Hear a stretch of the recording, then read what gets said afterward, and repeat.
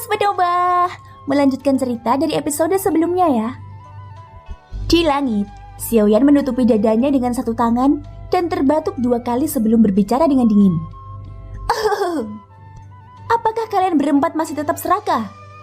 Mendengar ini, keempat bandi bintang 8 itu menggerutkan keningnya. Mereka saling melirik, kali ini tidak ada yang berbicara lagi. Ada apa? Karena kalian tidak berani berbicara atau menyerang, maka enyahlah, ucap Xiaoyan. Melihat ekspresi ketakutan di wajah keempatnya, Xiaoyan tidak bisa menahan cibiran. Mereka secara pribadi telah melihat Xiaoyan membunuh 2 bandi elit bintang 8 secara berurutan. Pada saat ini ketika mereka melihat Xiaoyan, tatapan mereka tidak lagi memperlakukannya sebagai bandi bintang 5 biasa. Sebaliknya mereka melihatnya sebagai ahli sejati dengan kekuatan yang sebanding dengan bandi bintang 9. Namun ketika mereka berempat mendengar kata-kata dingin dan menghina yang keluar dari mulut Xiaoyan, ekspresi mereka sedikit berubah. Kemarahan sekali lagi muncul dari lubuk hati mereka. Tidak peduli bagaimana orang mengatakannya, mereka setidaknya adalah bandi bintang 8. Kemanapun mereka pergi, mereka akan menjadi ahli yang dihormati. Namun mereka saat ini sedang ditegur oleh Xiaoyan. Bagaimana mungkin mereka bisa menanggungnya? Meskipun kekuatan Xiaoyan jauh melampaui tingkat kultivasinya, ini jelas bukan alasan bagi mereka untuk menundukkan kepala. Xiaoyan, menurutku kamu hanyalah anak panah di ujung penerbangannya. Lelaki tua yang mengenakan jubah brokat berbicara lagi. Tatapan seramnya tertuju pada Xiaoyan. Karena Yang Mulia ingin mengetahui latar belakangku, mengapa kamu tidak mengujinya sendiri? Tidak perlu omong kosong seperti itu, ucap Xiaoyan. Pria tua berjubah brokat itu segera mengerutkan alisnya saat mendengar tantangan dari Xiaoyan. Mulutnya tanpa sadar ingin menegur Xiaoyan, tapi lelaki tua lainnya dengan cepat menekannya. Beberapa saat kemudian, suasana yang agak tegang itu dipecahkan oleh suara tawa yang keras. Hehehe, Tuan Xiaoyan benar-benar pandai bercanda. Sebelumnya kami hanya tersihir oleh kedua orang itu. Itu sebabnya kami menjadi musuhmu. Sekarang mereka sudah mati di tanganmu. Kami bisa dianggap telah dibangunkan olehmu. Selain itu kami juga memiliki dendam yang cukup besar dengan 4 sekte besar. Bagaimana kami bisa berbalik dan membantu mereka? Masalah sebelumnya tidak lebih dari kesalahpahaman, jadi tidak perlu membuatnya semakin buruk lagi, ucap salah satu dari keempatnya. Oh, apakah begitu? Karena kalian berempat tidak mau menjadi musuhku, kenapa kalian masih tinggal di sini? Ucap Xiaoyan. Ketika mereka mendengar kata-kata ini, mereka berempat sedikit terkejut. Mereka berempat saling memandang. Saat itulah mereka menganggukkan kepalanya sedikit. Hehehe, ya, Yang Mulia Xiaoyan benar. Karena tidak ada yang lain, kita sebaiknya pergi. Yang Mulia Xiaoyan, jika kita cukup beruntung di masa depan, mari kita bertemu lagi. Bagaimana? Orang tua berjubah brokat memandang Xiaoyan dengan senyum ramah di wajahnya. Tentu saja. Xiaoyan meresponnya dengan senyum palsu, seolah-olah dia tidak peduli dengan apa yang terjadi sebelumnya. Kalau begitu bolehkah aku tahu kemana tujuan teman Xiaoyan kali ini? Teman Xiaoyan jangan khawatir, kami tidak bermaksud apa-apa. Kami hanya ingin tahu, ucap lelaki tua berjubah brokat dengan wajah penuh senyuman. Jika adegan ini dilihat oleh seseorang yang tidak mengetahui situasinya, mereka mungkin akan mengira ini adalah pertemuan kembali teman lama. Hahaha. Tentang ini, aku menuju ke kota Wushu, ucap Xiaoyan. Oh, kota Wushu. Karena kasusnya seperti ini, saudara Xiao harus berhati-hati. Menurut pengetahuan orang tua ini, kota Wushu adalah wilayah Kaisar Bedang. Saudara Xiao mungkin akan bertemu orang-orang dari sekte Bedang Langit di sana, ucap lelaki tua berjubah brokat itu. Kemudian cahaya tersembunyi muncul di sepasang mata tuanya yang suram. Namun nada mulutnya seolah-olah mengandung kekhawatiran tulus kepada Xiaoyan. Xiaoyan tersenyum tipis dan mengangguk. Dia menangkupkan tangannya ke arah lelaki tua berjubah brokat itu. Kalau begitu, terima kasih banyak. Saudaraku, aku penasaran siapa namamu. Lagi pula tidak masuk akal jika hanya kamu yang mengenaliku sementara aku tidak, ucap Xiaoyan. Mendengar hal tersebut, lelaki tua berjubah brokat itu langsung tersenyum dan menepuk keningnya dengan telapak tangannya. Sepertinya kata-kata Xiaoyan membuatnya merasa sedikit malu. Orang tua ini adalah Wang Liang. Karena pedang berkepala hantu di tanganku, orang-orang memberiku julukan Wang Liang. Jika saudara Xiao memiliki masalah di masa depan, kamu dapat memanggil nama orang tua ini secara langsung. Itu juga bisa menakuti dari beberapa pembuat onar. Ucap lelaki tua berjubah brokat itu yang bernama Wang Liang. Dia mengelus janggutnya dengan satu tangan dan tertawa dengan wajah bangga. Xiaoyan tersenyum mengangguk saat mendengar ini. Namun tidak ada yang tahu apa yang dia gumamkan di dalam hatinya. Hehehe, baiklah, aku akan mengingat nama saudara Wang Liang. Aku masih ada urusan yang harus diselesaikan dan aku akan pergi dulu. Semuanya, selamat tinggal. Xiaoyan menangkupkan kedua tangannya dan tertawa saat dia berbicara kepada mereka berempat. Setelah itu dia membalikkan tubuhnya dan bergerak menuju langit utara. Namun tepat setelah Xiaoyan membalikkan tubuhnya, keempat orang di belakang Xiaoyan tiba-tiba menginjak udara kosong dengan keras. Dalam sekejap mata, mereka sudah sampai di keempat sisi Xiaoyan. Gao Qi menggumpal di telapak tangan mereka dan sebuah telapak tangan mendarat di atas Xiaoyan. Lelaki tua berjubah brokat itu akhirnya tidak bisa menahan diri dan mengeluarkan tawa gila. Hehehe, bocah, ada harga yang harus dibayar untuk kesombongan yang tidak beralasan. Orang tua ini akan mengembalikan kata-kata ini kepadamu. Jika kamu ingin menyalahkan seseorang, salahkan dirimu sendiri karena terlalu sombong. Kamu berani bertindak begitu arogan di depan kami 4 bandi elit bintang 8. Kamu benar-benar sangat bodoh, ucap Wang Liang. Oh, apakah begitu? Mungkinkah kamu benar-benar berpikir bahwa aku akan menyerahkan diriku kepada sekelompok orang yang dipikirannya dipenuhi keinginan untuk membunuhku? Xiaoyan berkata dengan acuh tak acuh. Xiaoyan yang akan dibunuh oleh 4 bandi elit tiba-tiba mulai membengkak. Aura yang sangat mengamuk dan menakutkan mulai menyebar dari tubuhnya. Apa? Ketika 4 sosok itu melihat pemandangan ini, ekspresi mereka langsung berubah drastis. Ini karena aura yang dipancarkan dari tubuh Xiaoyan adalah sesuatu yang bahkan mereka tidak mampu menahannya. Orang ini, apakah dia sudah gila? Dia sebenarnya meledakkan dirinya sendiri. Cepat mundur! Keempatnya segera menarik tangannya kembali dan berniat menjauhkan diri. Namun sayangnya semuanya sudah terlambat. Aura dalam tubuh Xiaoyan di depan mereka telah mencapai puncaknya.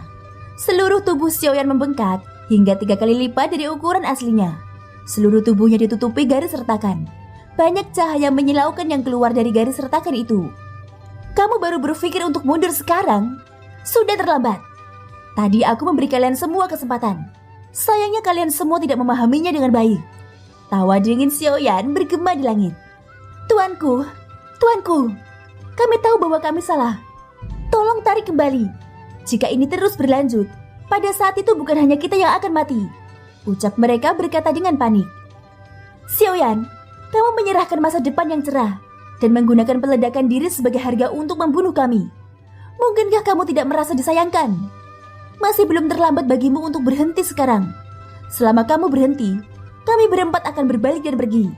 Kita sama sekali tidak akan mempunyai pikiran jahat sedikit pun, ucap Wang Lin berkata dengan kesedihan yang mendalam. Pada saat ini mereka berempat akhirnya benar-benar panik. Mereka hanya berharap Xiaoyan akan berhenti. Lagi pula peledakan diri dari seorang bandi bintang 5 merupakan sesuatu yang bahkan mereka tidak akan mampu menanggungnya. Hahaha, tidak ada jalan untuk kembali. Kalian semua memilih ini sendiri. Kalian tidak bisa menyalahkanku.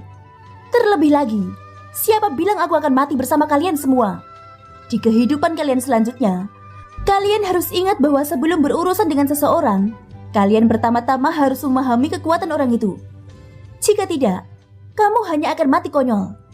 Begitu kata-kata Xiaoyan keluar dari mulutnya, Xiaoyan yang hampir meledak akhirnya meledak dengan suara gemuruh. Pada saat ini badai energi yang menakutkan sekali lagi melanda. Semburan cahaya putih menyilaukan menutupi langit dan menutupi matahari. Bahkan cahaya matahari pun diselimuti oleh cahaya putih. Seluruh dunia menjadi putih. Bahkan jika seseorang berada sangat dekat dengannya, dia tetap tidak dapat melihat apapun dengan jelas. Bagian atas dan bawah berwarna putih. Langit dan bumi tidak bisa dibedakan. Namun pada saat ini di dalam cahaya putih terdengar jeritan yang menyayat hati. Jeritan menyedihkan semacam ini menyebabkan seseorang terdiam seperti jangkrik di musim dingin. Cahaya putih berlanjut untuk waktu yang lama. Namun jeritan menyedihkan itu sepertinya telah lahir ke dunia ini dan tidak berhenti. Hanya ketika cahaya putih berangsur-angsur menghilang sepenuhnya, seluruh dunia akhirnya bisa terlihat dengan jelas. Namun itu bukan lagi tampilan aslinya. Saat ini yang bisa dilihat hanyalah ruang kosong yang tak berujung.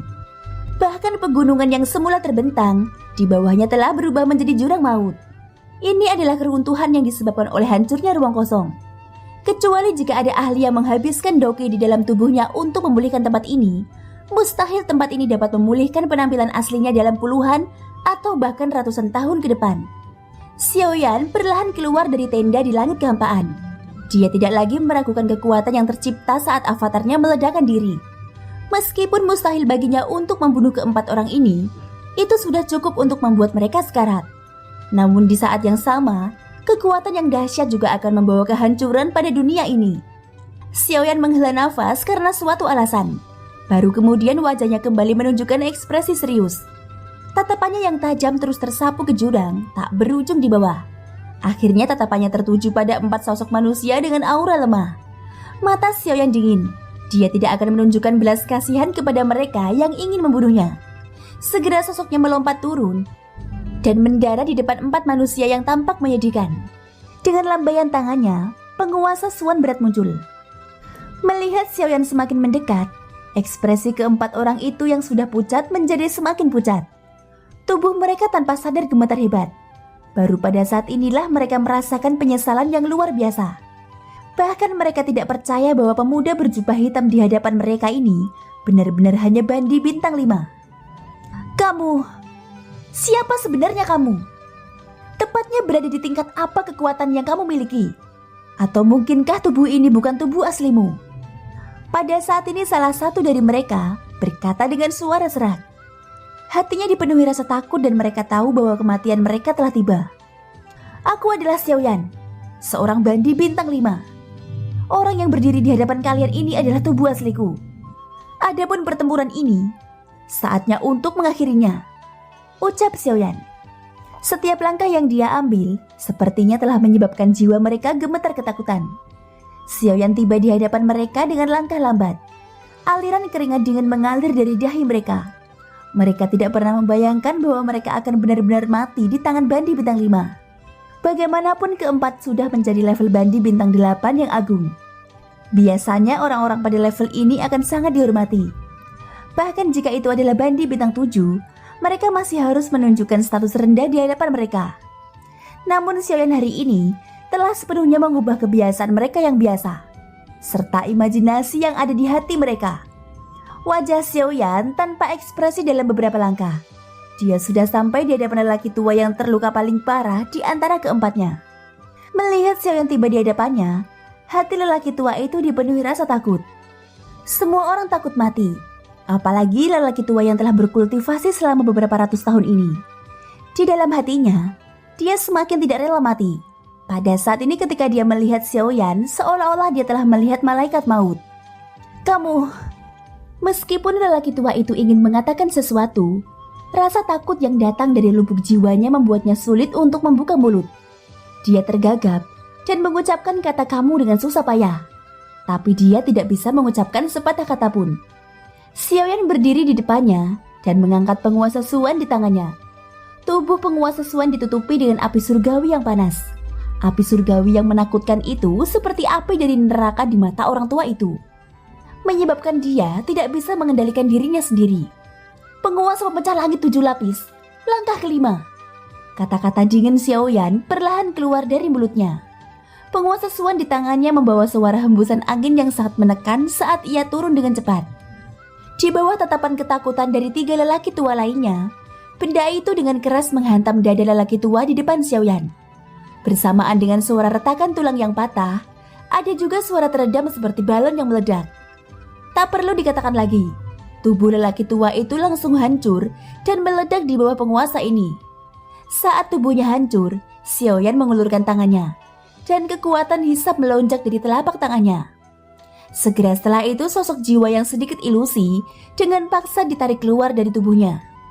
Xiaoyan, tubuh lelaki tua ini telah hancur dan aku tidak akan bisa hidup lama. Kenapa kamu masih ingin menangkapku? Saat jiwanya ditarik keluar, raungan menyakitkan segera terdengar. Aku tidak pernah meninggalkan masalah apapun di masa depan untuk diriku sendiri. Sekalipun kamu hanya jiwa dan tidak akan bisa hidup lama, selama kamu punya niat, kamu masih bisa memberiku masalah yang tiada habisnya. Aku tidak suka masalah, ucap Xiaoyan berkata dengan acuh tak acuh. Tentu saja meski itu yang dia katakan, ini hanyalah salah satu tujuan Xiaoyan. Adapun alasan lainnya, itu terkait dengan Xiao Xuan leluhurnya. Sisa jiwa Xiao Xuan membutuhkan esensi spiritual yang sangat murni sebagai energi untuk dipelihara. Xiaoyan secara alami tidak akan membunuh orang-orang tanpa alasan untuk leluhurnya. Namun Xiaoyan tidak akan pernah meninggalkan musuh-musuh yang ingin membunuhnya. Oleh karena itu kali ini akan menjadi metode bagi Xiaoyan untuk mendapatkan energi esensi spiritual. Dengan mengepalkan tangannya, Xiaoyan dengan santai meraih jiwa lelaki tua itu di telapak tangannya. Selanjutnya api teratai iblis pemurnian dan api hati yang jatuh muncul di telapak tangannya. Dalam sekejap dia menghapus kesadaran lelaki tua itu dan mulai memurnikan kekuatan spiritual di tangannya. Sesaat kemudian, setelah kekuatan spiritual di tangannya benar-benar dimurnikan, Xiaoyan menyimpannya di dalam tubuhnya dan sekali lagi melihat ketiga lelaki tua lainnya. Mereka tahu akan sulit bagi mereka untuk melarikan diri kali ini. Oleh karena itu mereka tidak lagi meronta dan memohon ampunan. Lelaki tua berjubah brokat yang bernama Wang Liang sekali lagi memasang ekspresi kejam di wajahnya saat dia berkata kepada dua lainnya, "Kalian berdua, aku benar-benar tidak menyangka bahwa kita bandi elit bintang 8 akan mati di tangan bandi bintang 5. Namun bahkan jika kita mati, kita harus membuat orang ini menderita kerugian besar. Beritahu dia bahwa kami bandi bintang 8 yang agung sama sekali bukan orang yang mudah menyerah," ucap Wang Liang. "Xiaoyan, ayo, hari ini bahkan jika kami harus mempertaruhkan nyawa kami pasti akan membuatmu membayar untuk ini." Pada saat ini lelaki tua lainnya juga berdiri. Dia menarik nafas dalam-dalam dan tatapannya tiba-tiba menjadi tegas. Tangannya terulur kemudian pedang panjang muncul di tangannya. Pedang panjang itu diayunkan dan mengarah langsung ke Xiaoyan. Di saat yang sama lelaki tua berjubah hitam juga mengangkat kepalanya. Tangannya yang layu menggenggam udara. Tongkat panjang berwarna hitam pekat dengan kilau logam dan ukiran tanda misterius muncul di tangannya. Tongkat panjang itu diayunkan dan mengeluarkan suara siulan. Segera setelah itu diarahkan ke Xiaoyan. Lelaki tua berjubah brokat yang bernama Wang Liang juga melambaikan tangannya. Sebilah pedang emas besar muncul di tangannya. Dia memegang gagang bilahnya dengan satu tangan dan bagian belakang bilahnya dengan tangan lainnya. Ujung bilahnya juga diarahkan ke Xiaoyan. "Semuanya, serang bersama. Jika kamu bisa membunuhnya, bunuh dia. Jika kamu tidak bisa membunuhnya, bahkan jika kamu harus mengambil resiko meledakan diri, kamu harus mengambil nyawanya." Wang Liang berteriak dengan tegas. Segera setelah itu tubuhnya bergerak menuju Xiaoyan. "Serangan balik sebelum kematian tidak ada gunanya," ucap Xiaoyan. Saat dia melihat 3 orang bergegas ke arahnya, Xiaoyan dengan dingin mendengus. Penguasa Xuan besar di tangannya dengan keras diayunkan 2 kali berturut-turut. Sinar penguasa yang agung ditembakkan, dan itu langsung ditujukan pada 3 bandi bintang 8 di hadapannya. Namun tepat ketika sinar penguasa Xuan hendak bertabrakan dengan ketiga orang itu, Xiaoyan tiba-tiba mulai mengerun keningnya. Itu karena tubuh Wang Liang sedang berlari ke depan mendadak berhenti. Setelah itu tubuhnya berbalik dan bahkan tanpa menoleh, dia mulai melarikan diri dengan cepat menuju cakrawala yang jauh. Orang ini sebenarnya telah mengkhianati teman-temannya pada saat yang genting. Tentu saja 2 bandi elit bintang 8 lainnya juga merasakan tindakan Wang Liang. Segera ekspresi wajah mereka berubah drastis. Mereka benar-benar tidak menyangka bahwa orang ini akan benar-benar menggunakan mereka sebagai tameng dan mengkhianati mereka demi mendapatkan kesempatan untuk bertahan hidup. Tindakan semacam ini sungguh tercela bahkan jika itu adalah Xiaoyan. Dia tidak bisa mentolerirnya. Ketika ledakan yang menggemparkan bumi melanda seluruh area, Xiaoyan yang berada di udara langsung bergerak dan melangkah ke dalam 6 tenda kehampaan yang baru saja dibentuk. Karena jarak tempuh yang pendek dari ke-6 tenda, Xiaoyan harus segera melewatinya sebanyak 3 kali. Ditambah dengan kecepatan langkah pemusnah langit yang menakjubkan, dia akhirnya muncul di depan Wang Liang. Penguasa Xuan di tangannya diayunkan secara horizontal, dan ujung penguasa langsung tertancap di tenggorokan lelaki tua itu. Jika dia tidak berhenti tepat waktu, dia akan menabrak penguasa Xuan. "Dalam hidupku, aku benci orang sepertimu yang paling mengingkari kata-katamu. Karena kamu ingin mati, aku akan memenuhi keinginanmu," ucap Xiaoyan. Penguasa besar di tangannya tiba-tiba terayun ke bawah setelah suaranya terdengar. Tubuh lebar sang penguasa Suan langsung menabrak dada Wang Liang. Setelah muncrat darah segar, tubuhnya terbang kembali tak terkendali di udara kosong. Pada saat berikutnya sebelum Wang Liang bisa menghentikan tubuhnya, Xiaoyan menggerakkan kakinya dan melepaskan langkah pemusnah langit lagi.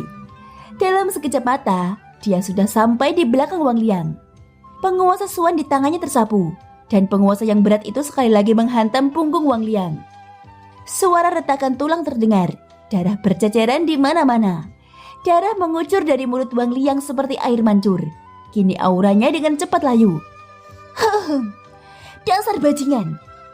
Sebelum Wang Liang menyelesaikan kata-katanya, penguasa ganas Xiaoyan menghantam wajahnya. Kekuatan mengerikan itu hampir mematahkan lehernya. Di sisi lain, lelaki tua berjubah hitam dan rekannya menjadi ngeri saat melihat ini. Bahkan pikiran untuk melarikan diri di dalam hati mereka telah sepenuhnya dihilangkan. Saat ini mereka sudah terluka parah dan tidak nyaman bagi mereka untuk bergerak. Daripada melarikan diri, lebih baik tenang dan menghadapi kematian yang akan datang. Mungkin ini akan membuat mereka merasa lebih baik. Di langit pukulan berat lainnya menghantam Wang Liang. Pada saat ini Wang Liang tampaknya telah menjadi orang yang sama sekali berbeda. Jubah brokatnya compang-camping, membuatnya tampak seperti pengemis. Seluruh tubuhnya berlumuran darah, dan separuh wajahnya telah dihancurkan oleh penguasa Suan hingga berubah bentuk. Bahkan ada beberapa lubang yang sangat mengerikan di dadanya. Organ dalamnya sudah lama hancur dan terpisah. Meskipun serangan Xiaoyan tidak mengandung sedikit pun doki, hanya dengan budidaya tubuh fisiknya, masih sulit bagi Bandi Bintang 8 ini untuk bertahan. Wang Liang membukakan tubuhnya dan merangkak di udara. Dia membuka mulutnya dengan susah payah untuk berkata, "Xiaoyan, bahkan jika aku mati hari ini, aku akan menyeretmu bersamaku," ucap Wang Liang. Dia sudah benar-benar menyerah pada kemungkinan untuk hidup. Karena ini masalahnya, bahkan jika dia harus mempertaruhkan nyawanya, dia akan membuat Xiaoyan membayar harganya. Mengikuti kata-kata dari mulut lelaki tua itu, doki di dalam tubuhnya tiba-tiba menjadi kacau. Energi menakutkan yang dipenuhi aura kehancuran tak henti-hentinya terpancar dari tubuhnya yang terluka parah. Dari kelihatannya, Wang Liang sepertinya berencana menghancurkan dirinya sendiri. Namun di mata Xiaoyan, tindakan gila Wang Liang sama sekali tidak membuatnya takut. Detik berikutnya tubuh Xiaoyan tiba-tiba bersinar dan dia muncul di depan Wang Liang. Dengan membalikkan telapak tangannya, dia dengan kejam membenturkan telapak tangannya ke kepala Wang Liang. Namun sesaat kemudian, Wang Liang mulai tertawa terbahak-bahak. Wajahnya yang terdistorsi dipenuhi dengan ekspresi menyeramkan. Kedua tangannya tiba-tiba memeluk Xiaoyan, ingin menguncinya dalam pelukannya dan binasa bersamanya. "Hahaha, bahkan jika aku mati, kamu akan mati bersamaku." "Hahaha," teriak Wang Liang. "Bodoh, jika kamu harus mati, maka matilah sendiri. Kamu masih kurang berpengalaman untuk menyeretku bersamamu," ucap Xiaoyan. Ekspresinya dingin saat dia mengangkat tangannya. Kekuatan spiritual yang bergejolak berkumpul di telapak tangannya. Segera benda itu menghantam kepala Wang Liang dengan keras. "Tangan surgawi, memadamkan!" teriak Xiaoyan. Ini adalah keterampilan jiwa tingkat surga. Tangan surgawi dapat menyebabkan kerusakan pada jiwa. Dengan satu serangan telapak tangan, jiwa Wang Liang hancur berkeping-keping. Pada saat yang sama doki yang mengamuk di dalam tubuhnya langsung berubah menjadi ketiadaan. Itu dengan cepat menghilang dan menyatu dengan langit dan bumi. Pada saat ini 4 bandi elit bintang 8 sudah tewas di tangan Xiaoyan. Setelah berurusan dengan Wang Liang, Xiaoyan melompat dan tiba di hadapan 2 bandi bintang 8 yang tersisa. Saat ini mereka berdua sudah kehilangan semua keinginan untuk bertarung. Mereka hanya menunggu Xiaoyan datang mengambil nyawanya.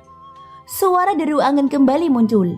Xiaoyan mengangkat penguasa Suan di tangannya tinggi-tinggi ke udara, berniat untuk memberikan mereka berdua pukulan terakhir dan menyelesaikan masalah ini dalam sekali jalan.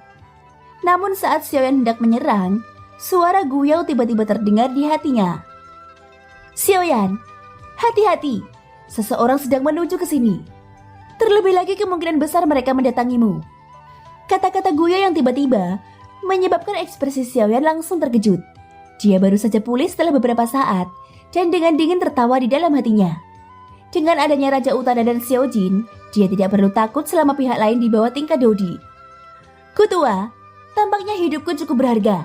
Demi hadiah dari 4 sekte besar, Banyak sekali orang yang mengejarku. Biarkan saja. Karena mereka ingin datang, maka datanglah. Paling-paling hanya tentang pertarungan 1 ronde lagi, ucap Xiaoyan. Apakah kamu menjadi begitu berani setelah berurusan dengan beberapa kentang goreng? Pihak lain yang menuju ke sini adalah Dodi. Jangan bilang padaku bahwa kamu ingin maju dan bertarung, ucap Guyao. Apa? Ekspresi wajah Xiaoyan langsung berubah setelah mendengar ini. Tidak disangka ahli kelas Dodi diperingatkan karena dia. Tidak masalah jika itu adalah bandi biasa. Namun jika itu adalah Dodi sejati, lupakan kondisi lemah yang dialami Xiaoyan saat ini. Bahkan jika dia berada di puncaknya bersama Raja Utara dan Xiao Jin, mustahil bagi mereka untuk menjadi tandingan di pihak lain. Dari kelihatannya, Xiaoyan hanya bisa mundur sementara. Pak Tua, apakah kamu tahu persis tingkat kekuatan orang itu? Ekspresi Xiaoyan muram saat dia bertanya pada Guyao di dalam hatinya. Dodi bintang 2. Dia hanya lebih kuat dari Zhang Yi dari kota hijau Zamrud, ucap Guyao. Ekspresi muram di wajah Xiaoyan menjadi sedikit lebih serius saat mendengar ini. Bahkan tangannya yang memegang penguasa Suan tanpa sadar mengendur. Tenggorokannya berguling saat Xiaoyan tiba-tiba menarik penguasa Suan di tangannya. Dia menyimpannya ke dalam cincin penyimpanan. Matanya tajam saat dia melihat kedua sosok di depannya. Yang saat ini sedang bingung.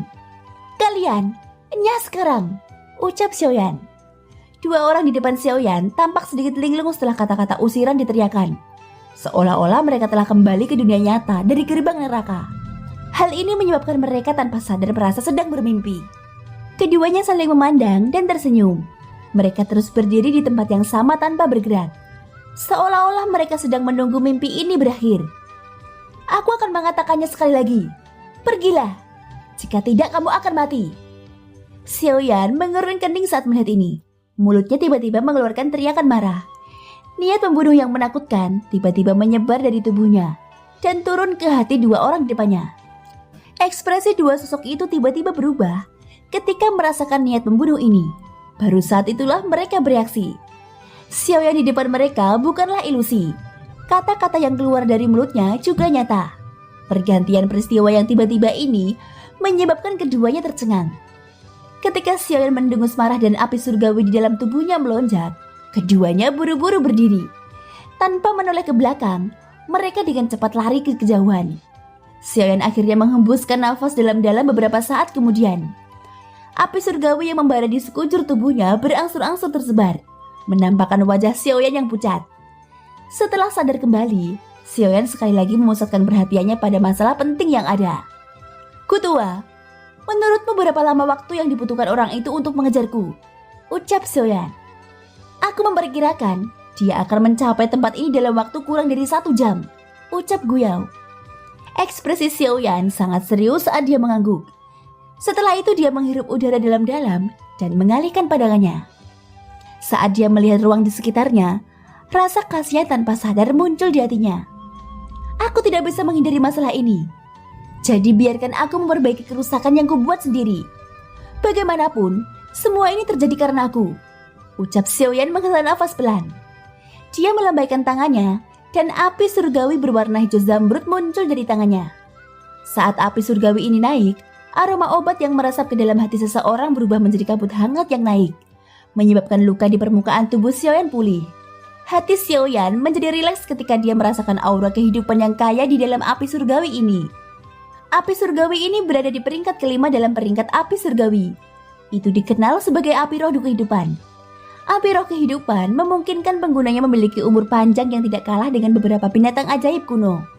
Selama seseorang melemparkan benih obat ke dalamnya, seseorang akan dapat memperoleh persediaan bahan obat yang tidak ada habisnya. Itu adalah api surgawi yang luar biasa di hati para alkemis. Di bawah pengaruh api roh kehidupan, Xiaoyan dapat dengan mudah memulihkan ruang yang hancur. Ruang tak berujung dikembalikan ke tampilan aslinya dalam waktu singkat. Meski barisan penggunungan di bawahnya telah menghilang, namun digantikan oleh cekungan zamrud yang bahkan lebih subur dari sebelumnya. Kemungkinan besar tempat ini akan segera menjadi tempat pelatihan yang sangat baik di hati beberapa petani. Sementara Xiaoyan sedang memulihkan ruang, di sisi lain 2 sosok yang buru-buru melarikan diri tidak menyadari sama sekali bahwa ada keberadaan yang lebih menakutkan terbang ke arah mereka. Hehehe, apa yang terjadi pada kalian berdua? Bandi elit bintang 8 sebenarnya dipukuli hingga kondisi yang menyedihkan oleh Xiaoyan. Ini benar-benar bukan sesuatu yang harus dialami oleh Bandi bintang 8. Tepat pada saat itu, dua sosok itu dengan panik melarikan diri.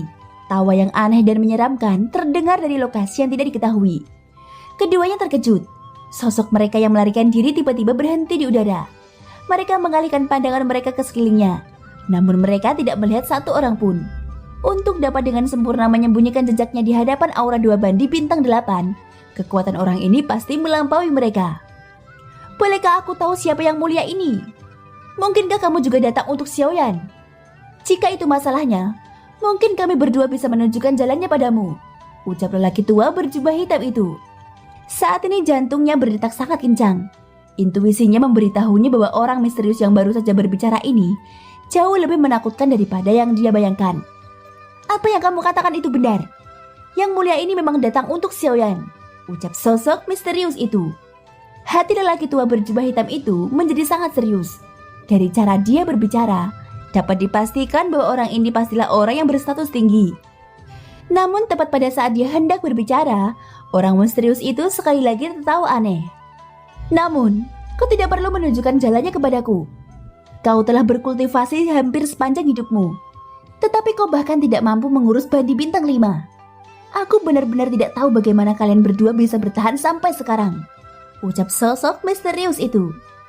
Mendengar penghinaan ini, Bandi bintang 8 di samping lelaki tua berjubah hitam itu akan meledak dalam kemarahan. Namun dia secara paksa ditekan oleh lelaki tua berjubah hitam itu. Tatapannya menunjukkan bahwa kekuatan pihak lain tidak lemah. Baru pada saat itulah Bandi bintang 8 dengan kesal mengambil kembali tatapan tajamnya. Hei, semua itu tidak penting. Yang penting aku akan menangkap Xiaoyan demi kalian berdua dan membalaskan dendammu.